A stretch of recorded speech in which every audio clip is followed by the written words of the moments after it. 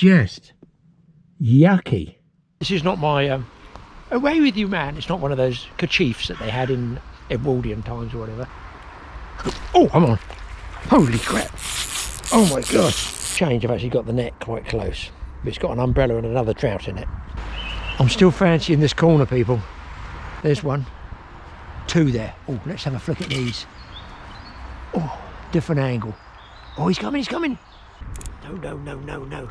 No, no. He's going for the rushes. They're going to be very hot, Graeme.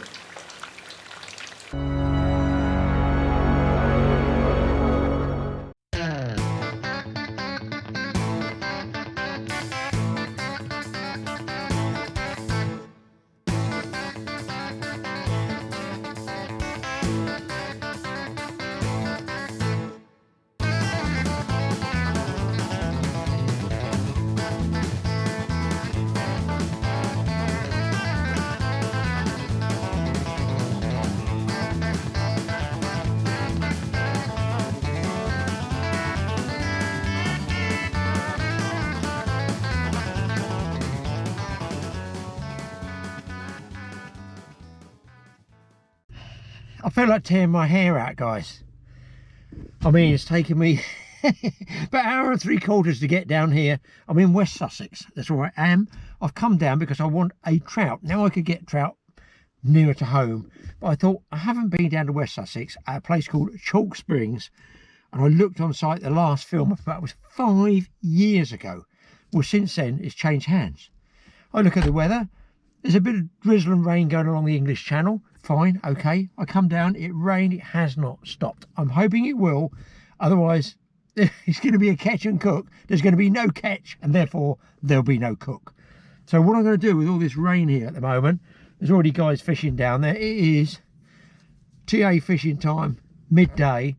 I'm going to have a quick word with Callum, the fishery manager in there, and he'll give us a rundown of what the fishery is about. I think they took over about 2 years, just over 2 years ago, and they've got some improvements they've made, and he'll run us through it. But I'm not looking forward to getting out of this car. It's just yucky. Middle of the English summer, you must be joking. So guys, I'm in the sanctuary of this cabin. And it's not really a cabin, this is brand new, isn't it, Callum? Callum is a fishery manager, by the way, and he's going to run us through all the improvements he's made down here at Chalk Springs. So it's been 5 years since I've been down here, at least. It might be 5.5 years, Callum. Obviously the setup's pretty much the same, I imagine, the same number of lakes? Same number of lakes, we haven't changed any of that. Mainly just been improvements more to like the bridges, the upkeep, bigger stocking fish, growing them on more fish in stock. Along them kind of lines, really. More improvements with toilets, the office itself. Is this a new building? This is a new building. So when we took it on about 2 years ago, first thing we had to do was obviously rip down the office, start again new, just to kind of uplift it that bit more. And obviously the toilets was the next big thing after that, because we were just going for a toilet in the mud, pretty much, in the old muddy hut. So yeah, mainly that's why main improvements done. Big upgrade, big upgrade. Big upgrade, indeed. I think I saw on your website you're doing a bit of tackling here now, so what sort of stuff are you doing? That's our next bit. So we've just started off with more rod sets, mainly because we want to focus on getting more people into fishing, especially fly fishing and more younger ages. That's one of the main things we want to push. So the fly fishing set's been one of the things we've been pushing for, where you get your rod and your reel and everything as a one setup. A few reels, a few more lines in stock, your fly boxes, stuff like that really, stuff you're going to need. So this is the box, I see it says ready to use box. Ready to use box, it's all ready to go. Put the rod together, 4-piece rod, your reel and your lines all in there. Only thing you need to grab on top of that is your net, and then obviously some flies, and a priest. But apart from that, it's a pretty good set to start from. Now, what sort of stock have you? What are you running? How do you sort of grow them on from size-wise? So we start at about 250 grams now, and we feed them up from there. So the process of that's normally about 18 months, I'd say, to get them up to a stockable size. Yes. We're kind of stocking them in anywhere between 3.5 pound, and then obviously we're filtering in a few more doubles into them as well, into each lake. Obviously still your standard browns we've got here, your rainbows, Spartics, and a few blues which are starting to grow on. I'd like more blues obviously, but when we took it on 2 years ago we were at that stage where we didn't have a lot of fish around us.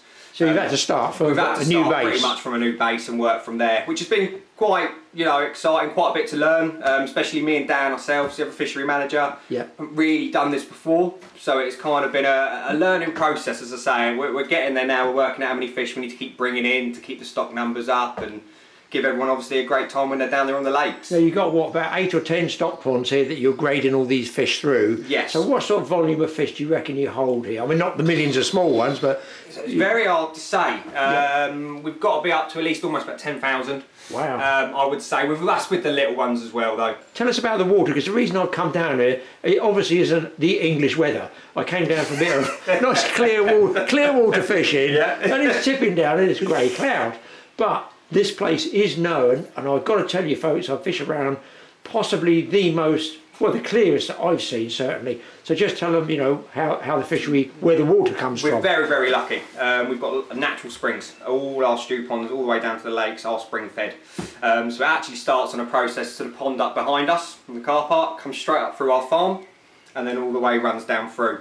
So with the stock ponds, they all run into the lakes, and then straight into a stream in the middle, and then all the lakes are fed off either springs in them, and then they feed to each other lake as well. So it's quite a nice system, and it keeps that water nice and clear. And then obviously the main thing obviously we've got to keep on top on is then just weeds and stuff like that, which obviously you will see today, a bit of weed cutting. You're going to do a bit of that, are you? We're going to do a bit of that. Now you don't use machinery as such, you don't use a boat with a cutter and all that, do you? No, we're old fashioned. Chain straight through the water, lad either side, pulling it in. Quite a bit of hard work, but it makes you feel like you've done a good day after work, I can tell you that. You sleep well. You put it through, just to give you guys an idea, you drag the chain to go on either side of the lake, drag the chain along, loosens all the weed. It then what, floats to the surface? Do you net it out then? It floats to the surface, we net it all down, and then we will hook it out, and then obviously we normally trailer it up and then lose it in one of our back. Like compost or something like that? Yeah, exactly that. And it wilts down, to be fair. You can have a lot of weed, a trailer full, and it will wilt down to nothing within a day. Oh really, yeah? It's quite amazing how quick it wilts down. Insect life, run us through some of the insects you get, you know, down here. You get a mayfly hatch, I imagine? A lot of mayfly hatching, to be fair. We've had quite a few in the past couple of weeks, which has been quite good to see. I'd say a little bit early, it's hard to say sometimes, it always seems to fluctuate. It's a funny year this year, funny year. Very funny year, we've had hot weather and then cold straight away again, but no, certainly mayfly, one of the big ones down here. Tackling techniques, what would you say for the average person who wants to come down here and just catch a trout or two? Well, a bit like me, I want one for catch and cook. You know, what would you say, floating lines, sinking lines, what's the sort of rules and regs? See here, to be fair, you're very much right, like an intermediate line. I mean, you can obviously do the floating line catch off the top, it's always a little bit harder, but it does make it more fun. I always think it's a bit more rewarding when you can take them off the top. But I always recommend it if you just want to catch that fish, an intermediate line, nice long leader, cast out. At the moment what seems to be working well, and it always has worked well down here, is blue flash damsel. Yes. A bit of green, a bit of blue in it as well, nice gold gold head on it, normally does well. To take it down, Take it down, let it down. We always say to people, cast out, wait 10 seconds or so. The amount of people that come straight down, just retrieve it straight in. Because of obviously the clarity of the water. The fish are actually deeper. A lot deeper than you think, so you've got to let it sink down to their level. Yeah. And that's the one thing where mainly a lot of people mess up because they think, oh, straight on the top, but no, they are down a lot deeper than you think. Yeah, and even if you see them in the water, like a lot of clear waters, you know, they're swimming. Very misleading. It's best to let that fly and watch it sink through the water, almost countdown technique, so you see it go down. And then bring it straight out in front of it. And what sort of retrieve for people generally? Just a slowish retrieve, tweaking it along, or tweaking it along, slowish retrieving does well. It really does depend. I often say to a lot of people, try couple different techniques when you're down there. Try to slow one in front of them, if not speed it up as you bring it in. It depends on the day. and then just to give them an idea of size, obviously your average fish, let's call it 3 pounds. You do get some big ones going through the system. What's the sort of bigger ones? Bigger ones, I mean, we had a 14 pound out on Saturday. Very nice sized fish. 10 upwards, quite a lot of our doubles are out at the moment and going in at. So yeah, you're guaranteed to have a few big ones in there. And browns, what are they running?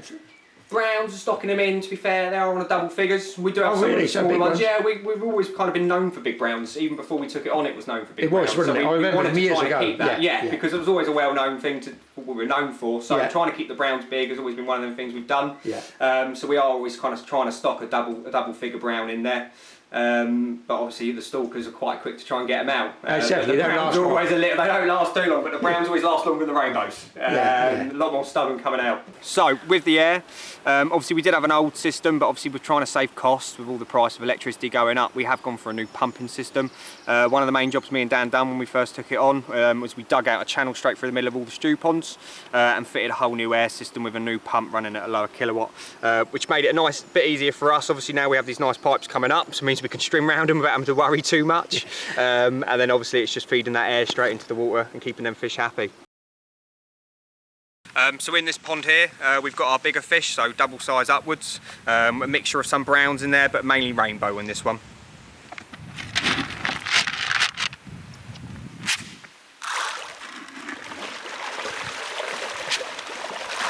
That's where my fly needs to be. Yeah. Makes it very easy here. Yeah. The day would last a millisecond. Yeah. So the lakes here are north, south, east and west, and well, they've got little names on them anyway, you can see which lake's which. I'm just having a walk round.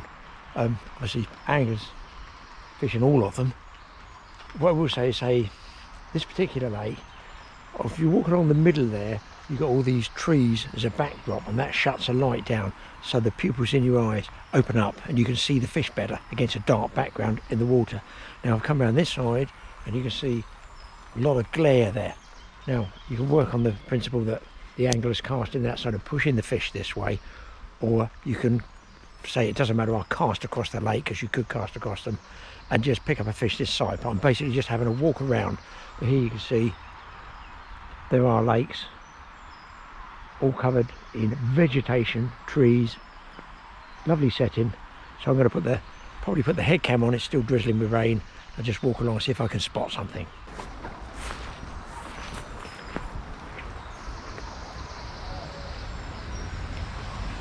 So I had envisaged a nice sunny day, and that's not happened.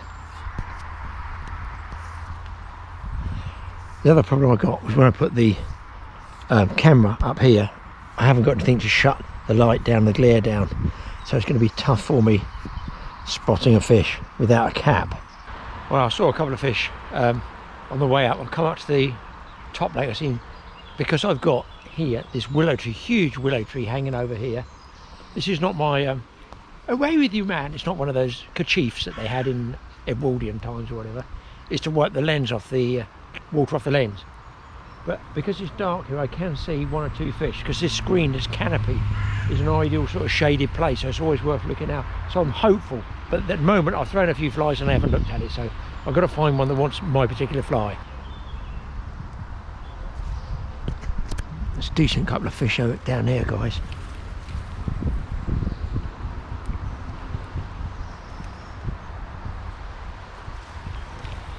Oh, look at that one through there. Look, look, look, look, look, look.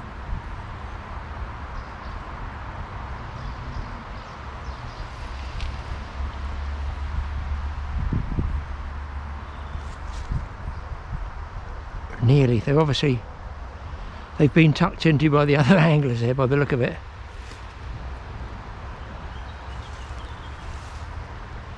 See, as soon as I get this canopy here, you can actually pick out a few fish there. The only downside is the casting. Horizontal only.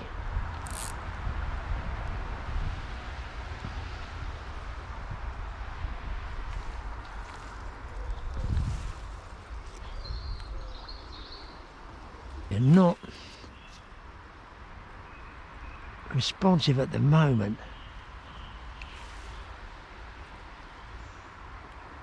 Oh, come on. Holy crap. Oh my gosh. Absolutely hit me like a ton of bricks.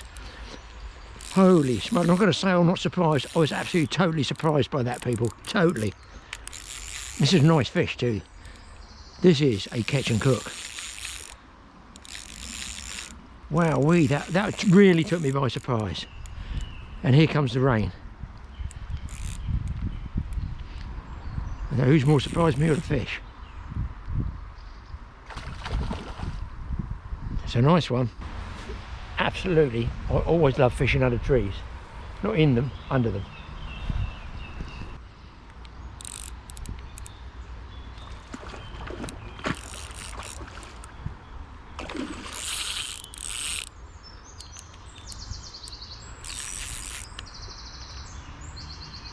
Come on.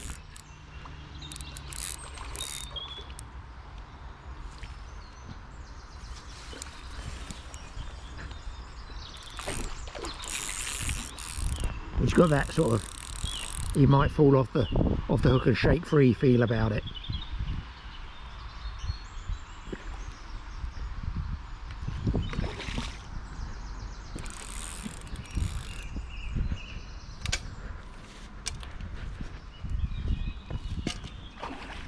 Would it be nice to be lucky for a change? Get an early fish.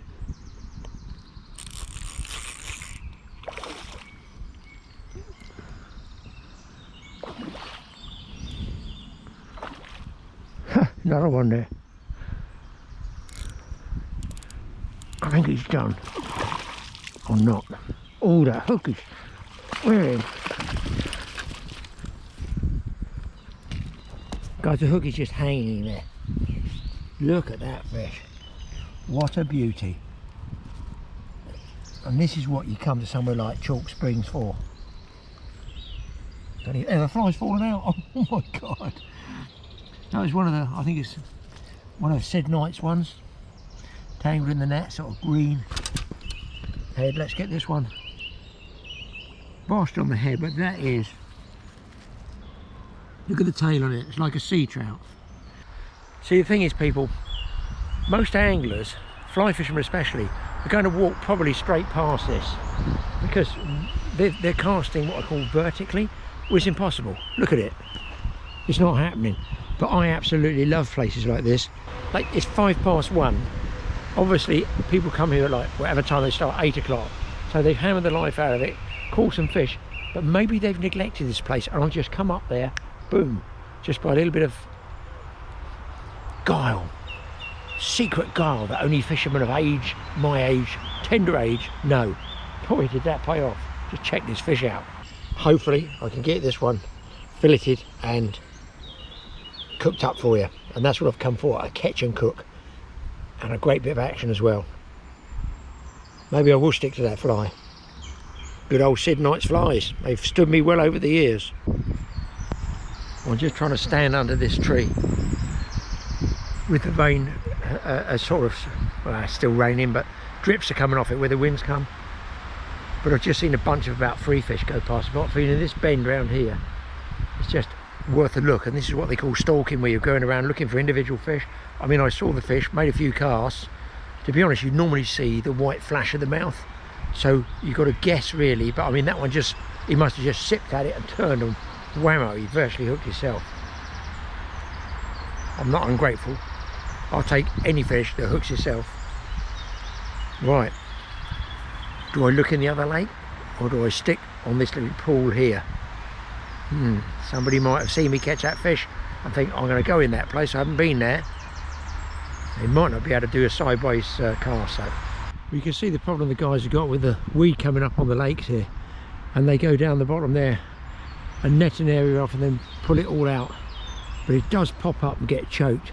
There's still places to fish through here, but it's like an ongoing battle. It's almost like mowing a lawn, but sort of underwater, if that makes sense. So I'm going to have a walk up this lake. This, I think it's called the East Lake. I'm going to walk up the end there.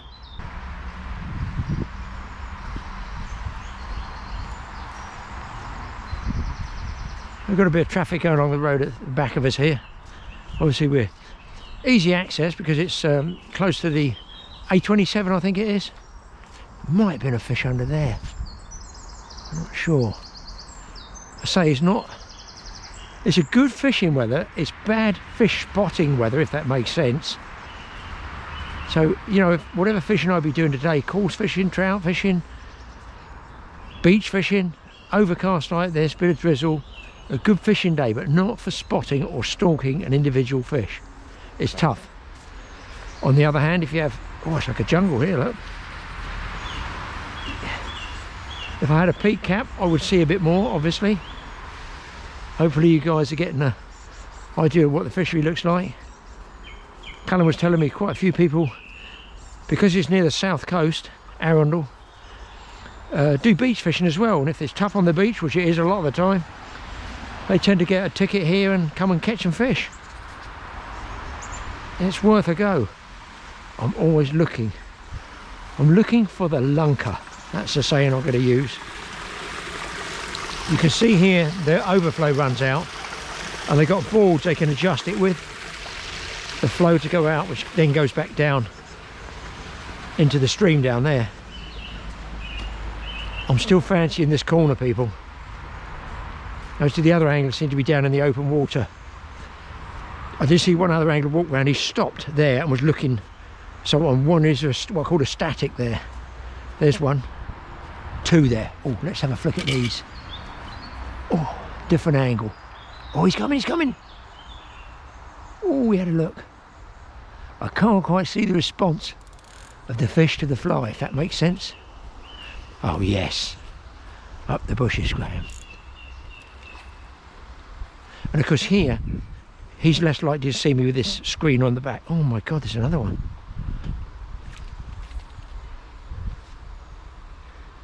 He doesn't want to know. There's one with a very pink, very sort of vermilion coloured gill cover, and he's been hooked before, I guess.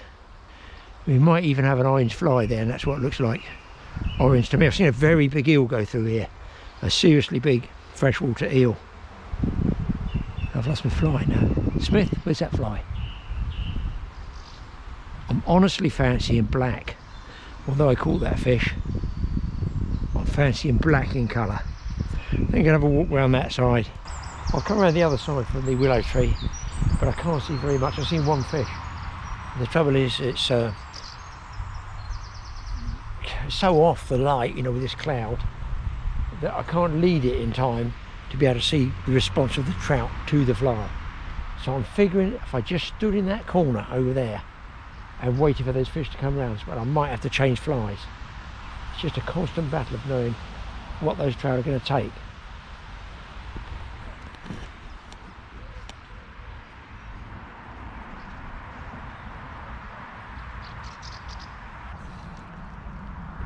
Well, I've lost another fish, and I've come around here on the East Lake on the clear side where they've cleared the weed, and there's actually quite a few fish moving. I've had two look at it, but everybody's been through here, so they're pretty well wised up. You can see all the weed down there, so they've got plenty to feed on. Look at this one just down here. I think I want a small, someone's telling me to get a small black fly. There's 2 or 3 fish here. I reckon something like a black ant, one of old Sid's black ants, would be good. And I have seen a couple rise up and follow the fly, which is always hopeful.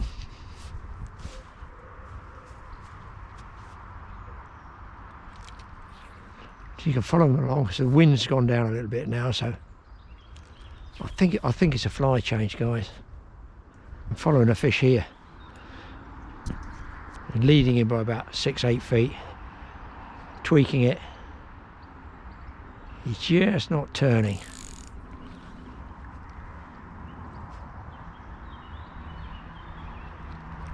Now that one's feeding. I just saw his mouth snap shut.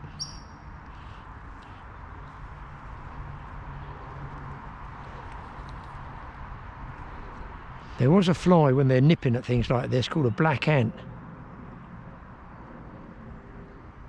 and that was always very good. I'm not sure they're not taking some form of buzzer.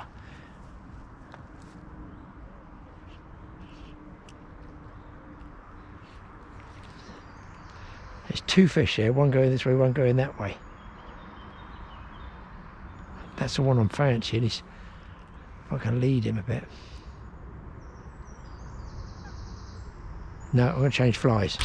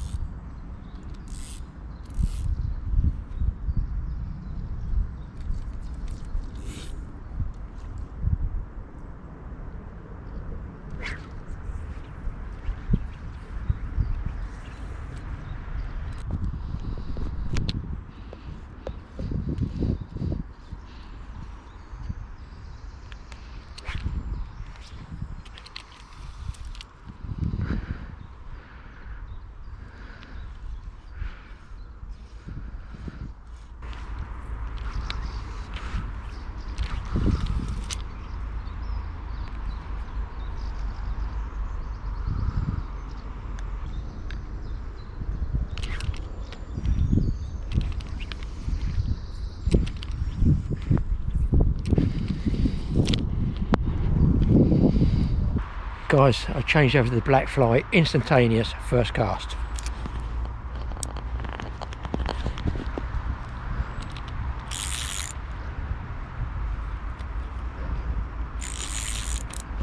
I just had a feeling they were taking like buzzers or something. Whoa.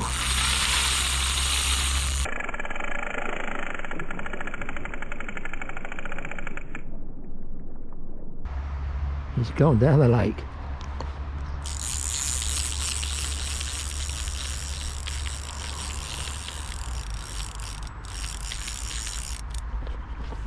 Good chance I might lose him in a rush. He's another nice fish. If he is, he's going to take off again, I feel. Come on, Mr. Fish. Looks like a rainbow again. That was ridiculous. I should have changed that fly much, much earlier.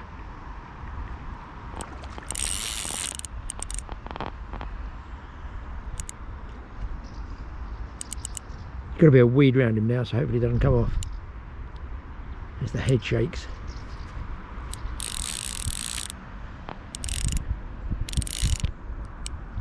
Come on.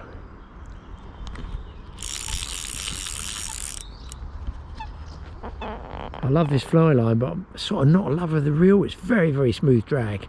I don't like the gear ratio on it.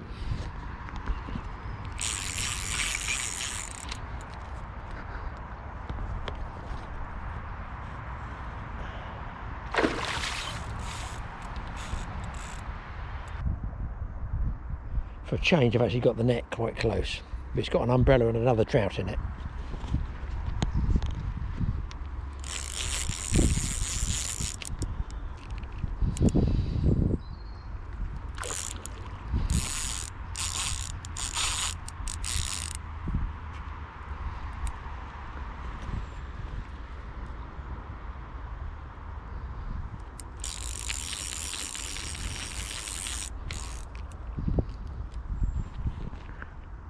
Let's have a look at him. Oh no, he's bigger than the last one, I think.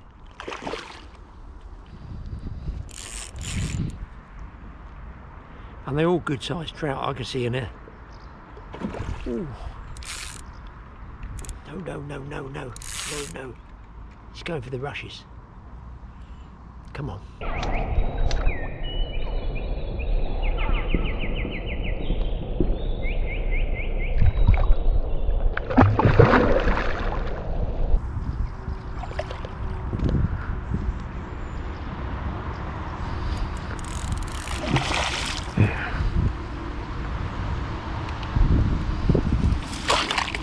Oh, he's went the wrong way. Wow, that's a beauty. That's bigger than the other one. And there's that black fly, guys. Look, right in the roof of the mouth. That is like, joking not, a salmon. Look at the tail on it. That's probably the best tail I've had for years on a trout, to be honest. And the fly is this one. Get him out there.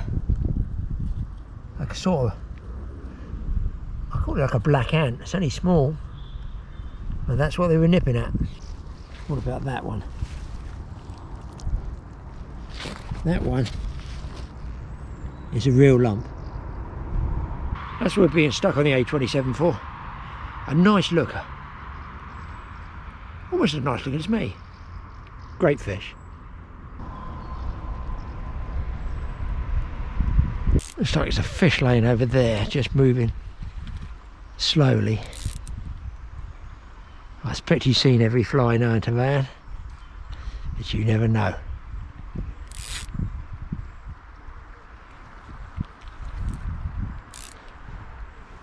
Very tough spotting fish.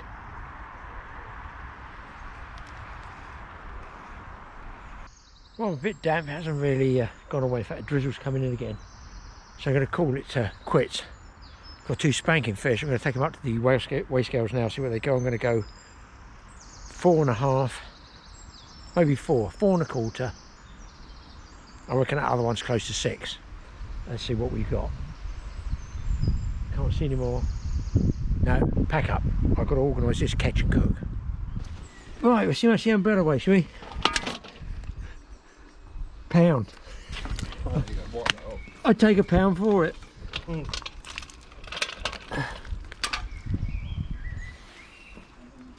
What are you saying?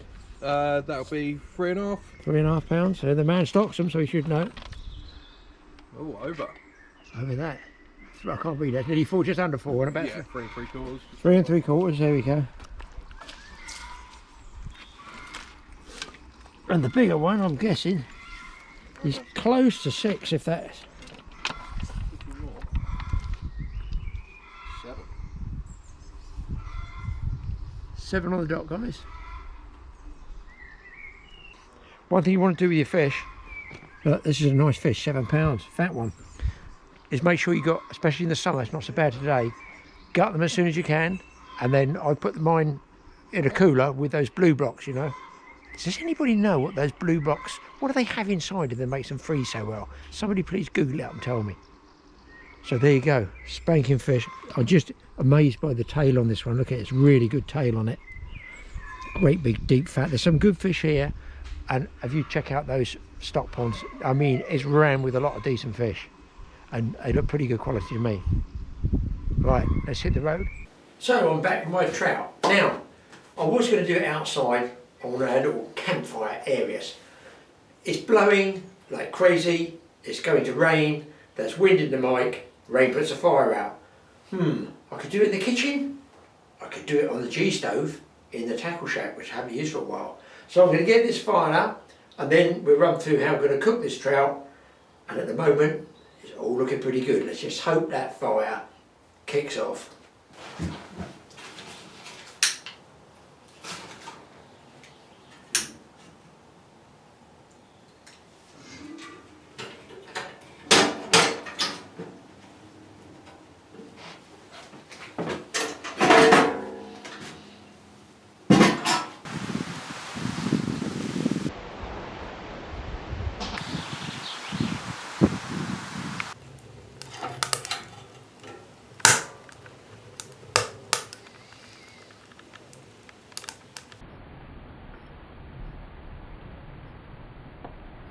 G-stove is currently going crazy. In fact, I'm going to have to open the door and let some air in, hopefully not too much wind.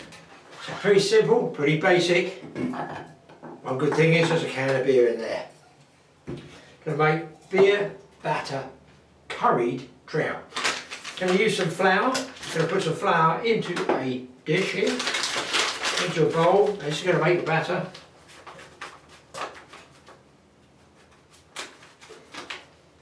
Don't ask me what the measurement is, I haven't got a clue. A bit of flour. I'm using plain flour here. And all I'm going to do, look, you can put salt, pepper, ginger, all the different bits and pieces in there you want. I'm going to put a little smidgen of oil in there. I suppose it would be a tablespoon. Curry powder. I want to take any lumps of the powder out. They're all going to get mixed up anyway. Now I'm using here just mild curry powder. You can use, look, depends what you want. I'm going to say that is probably a bit more. It's only mild. It's only mild. Go for it. Probably a tablespoon, something like that. You can put anything else in there you want. It's my camping one. That one sort of wacky looking thing. Going to be mixing a bit of beer, so I'm using a fork just to mix this around generally so it doesn't have all the curry in one area. Dead easy to make really, and you can sort of do it to suit yourself. Now fizzed up beer, that puts a bit of bubble into it, and of course I'm not going to get all that can in here, am I? No. So we do it in stages. The main thing making this, I've had a few goes at these different batters, is you don't want it runny. It's better to have it thicker.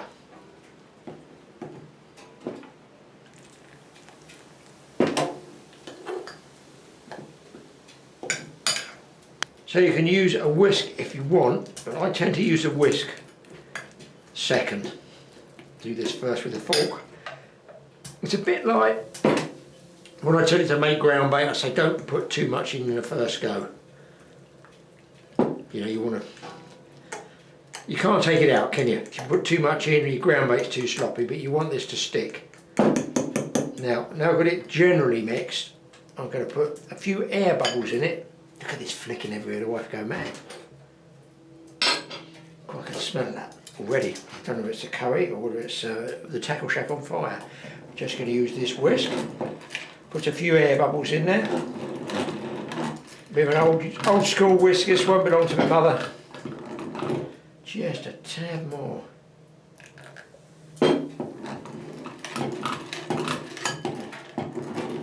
Now the important thing is to give it about a sort of 20-minute rest time. Some people leave it half an hour. I think sort of 20 minutes is enough. Around the edges. And just put some air bubbles in it that helps with the batter as well, I feel.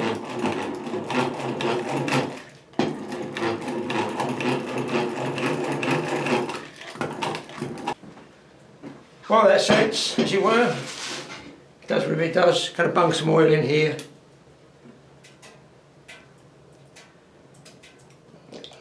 And that's going to get pretty hot.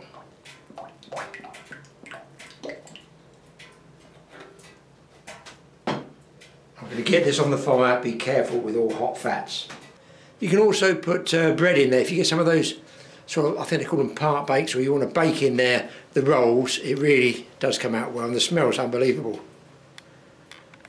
Always keep an eye on the temperature of that cooking oil. I can see little bubbles starting to pink in it now, what I call pinking. It will get hot quickly. So I've got my sort of goujon sizes of rainbow trout there. Obviously I've got loads. I've deboned as best possible. Just been in the fridge overnight, chilling. I've already dried them off once, but if you want the batter to stick, it might be better to dry them off again.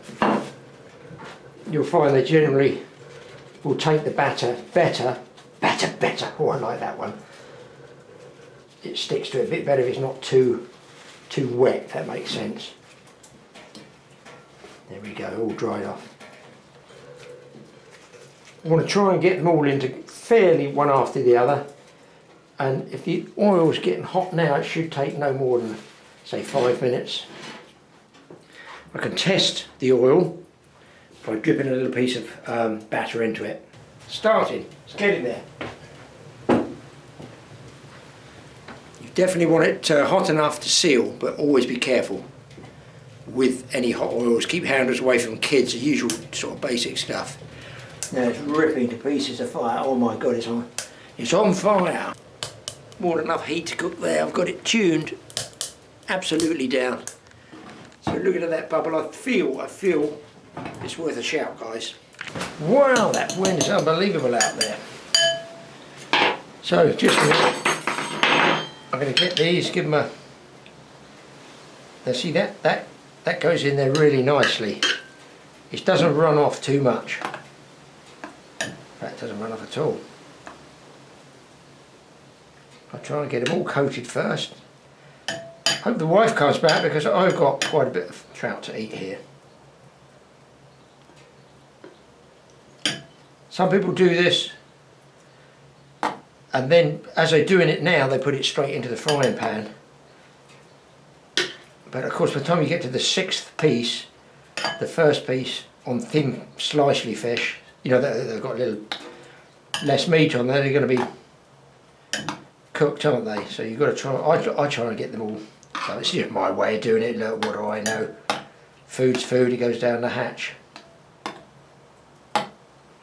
What's really annoying, I keep a plastic tube over the top of the outflow pipe of the G-stove here to stop rain coming down inside. So I'm looking at taking it off and it's a bit sticky, take it off, and I've just realised that I haven't walked around that side of the tackle shack before for a few weeks. All the roof felt's ripped off on one side. Lovely, another job for me. It's like none ending. Right, I think we can get some in there, guys. We'll see what happens.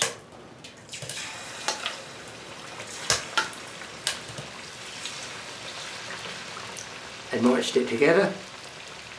don't think it really matters too much. You can always sort them out later. I think that's enough for me.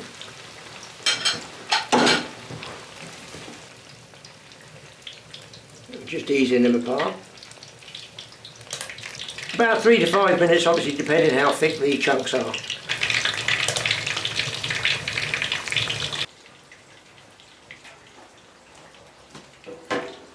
And you can actually move it to the back here, or up that way, where it's really hot, closer to the pipe. I better make sure this stuff's alright.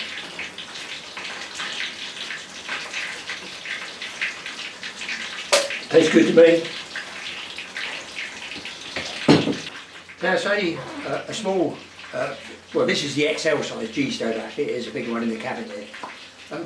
You can get smaller ones as well that people take camping, pretty heavy but they're really, really efficient. But of course, I can just keep feeding this with wood, and although there's enough there for me easily, I've got more here, you know, because the wife wants to try it as well, so I can just do a second cook, you know, it's easy. By which time I've drunk all the beer. I'm actually very lucky to have this tackle shack here. I've got several bolt holes. I've got the workshop, which is a totally awesome workshop. I've got the garage, which we never put cars in, because I've got pallet wood builds going on in there. We've got a miniature Saxon house built, thatched over here. We've got an outside cooking area built. We've got a big pallet cabin built there. So I've got loads of little bolt holes, so when the wife goes, "Oi, where are you?" I can sort of go quiet. Nice to be able to get away sometimes and do your own thing. I am very lucky, I realise that, you know. Now these are going golden now. I'll show them to you, they're done. Well, they're nice and golden now, so don't tell me that wasn't worth going to Chalk Springs to catch some nice trout. They're going to be very hot, Graeme. You can have what you want with these. Rice, potatoes. Oh my God, look at these. You can also, if you wanted to, put them on a bit of toweling, get any excess oil off. I'm using virgin oil, extra virgin oil, look at this. Oh, it's like a fish and chip shop. You can have chips with it, broiled potatoes. The world is your oyster. Just golden brown. Oh my goodness me. What a cook. And of course over here, I've got the wife's portion on the go as well. So I'm making use of the last of the fire. It might just be glowing there, the fire, but I'm still up on temperature, enough to boil that. Just a few bits of wood and that'll boost up again. Oh yes, well, the other oil is crackling away. There we go. It can be hot.